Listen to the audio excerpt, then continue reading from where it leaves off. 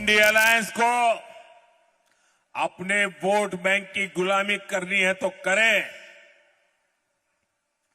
उनको वहां जाके मुजरा करना है तो भी करें। मैं एससी, एसटी, ओबीसी आरक्षण के साथ डट करके खड़ा हूं, खड़ा रहूंगा, जब तक जान है लड़ता रहूंगा। और इसके अलावा कांग्रेस ने पीएम मोदी पर पलटवार करते हुए कहा कि हार देखकर मोदी जी घबरा गए हैं, पीएम को पद की गरिमा रखनी चाहिए। मल्लिकार्जुन खड़गे ने यह निशाना साधा। मोदी जी खुद घबरा गए हैं, वो ऐसी बातें कर रहे हैं, आप लोगों को मालूम होगा, देखे होंगे, सुने होंगे। यहाँ भी आके जिस ढंग से उन्होंने भाषण किया, आज बिहार में कैसा किया, किसी को नाचना है तो नाचने दो, मुजराह करना है मुजराह करना है, ऐसी बातें मैं नहीं समझता। एक देश के प्रधानमंत्री, एक स्टेट्समैन लाइक उनकी बात होना चाहिए, लेकिन भड़काने की बात बहुत करते हैं, हिंदू मुसलमान की बात करते हैं, कास्ट में झगड़ा लगाने की बात करते हैं, दलित आदिवासी का रक्षण का उन्होंने अब पीढ़ा उठाया। और इसके अलावा तेजस्वी यादव ने भी पीएम मोदी पर पलटवार किया। तेजस्वी ने कहा कि पीएम की भाषा में गिरावट आ रही है, उनके समर्थकों को भी ऐसी भाषा पसंद नहीं आ रही। प्रधानमंत्री का दिन प्रतिदिन जैसे चुनाव आगे बढ़ रहा है, वैसे भाषा में भारी गिरावट आ रही है और ऐसी भाषा वो बोल रहे हैं जिससे उनके समर्थकों को भी अच्छा नहीं लग रहा है। विरोधी तो छोड़ो, प्रधानमंत्री के जो समर्थक हैं उनको भी उनकी भाषा पसंद नहीं आ रही।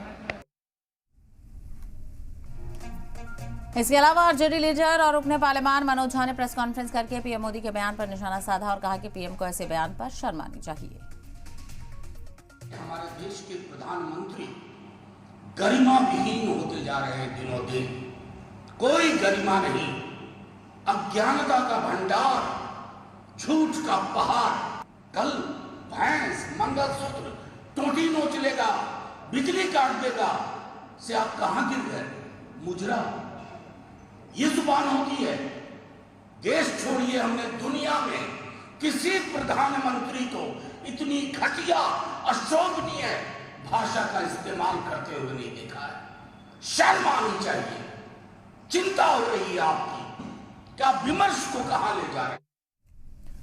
तो आपने देखा किस तरह से वार और पलटवार सियासी पार्टियों में देखने को मिल रहा है। और जिस तरह से देखा जाए, पहले फेज के साथ बुनियादी मुद्दों की बात की जा रही थी, रोजगार की बात की जा रही थी और तरक्की की बात की जा रही थी। उनसे बराक सब एक एक करके जितने मरहले गुजरते गए, उनमें एक एम फैक्टर बहुत ज़्यादा देखने को मिला। वो एम फैक्टर था मुसलमान का जिक्र करना, मंगलसूत्र का जिक्र करना, मछली का जिक्र करना, मंदिर का जिक्र करना। तो वहीं बात आखिरी मरहले तक मुजरा और माफिया तक भी पहुंच गई।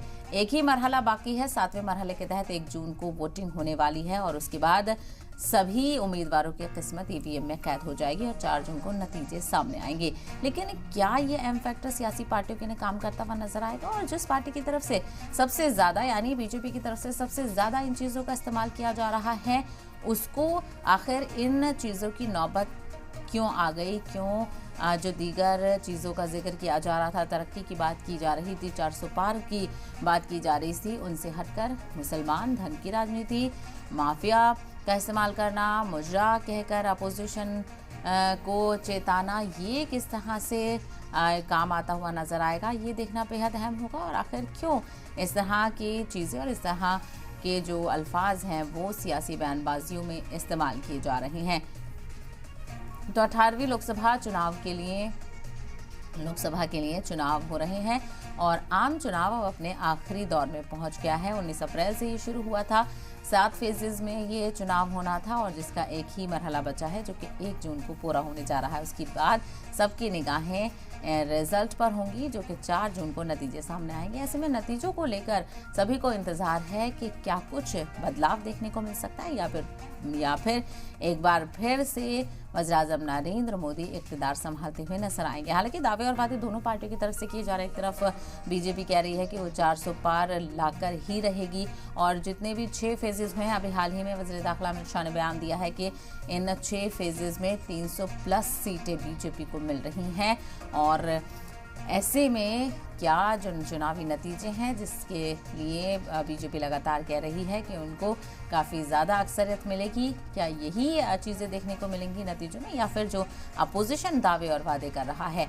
और वहीं इन सियासी बयानबाजियों को लेकर अपोजिशन भी काफ़ी बड़े पैमाने पर हमला करता हुआ, पलटवार करता हुआ नजर आ रहा है।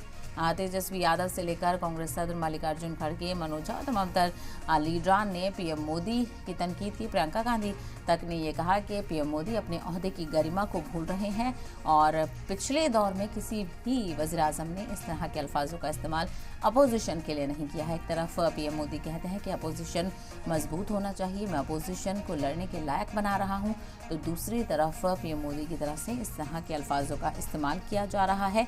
इसको लेकर अपोजिशन ने कहा कि पीएम मोदी अपने ओहदे की गरिमा भी भूल रहे हैं और बीजेपी बौखलाहट का शिकार है। इसी वजह से वो इस तरह की बयानबाजी दे रही है कि तरक्की के मुद्दों से बात नहीं बन रही तो हिंदू मुसलमान करके ही चुनाव जीता जा सकता है।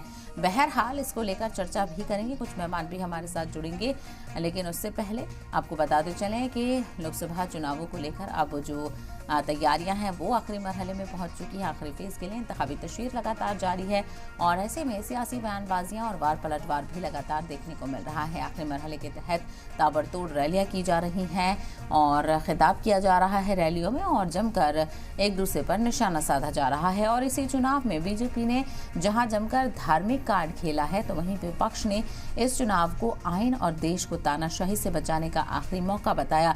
संविधान को बचाने का आखिरी मौका विपक्ष लगातार बताता हुआ नजर आ रहा है, तो साथ ही साथ पीएम मोदी पर भी जमकर निशाने साध रहा है। पीएम मोदी के बयानों से भी काफी हंगामा मचा हुआ है और इस दौरान विकास, रोजगार, सिक्योरिटी, तालीम जैसे मुद्दों की जगह मुस्लिम मंदिर, मंगलसूत्र और इन चीजों का जिक्र किया जा रहा है।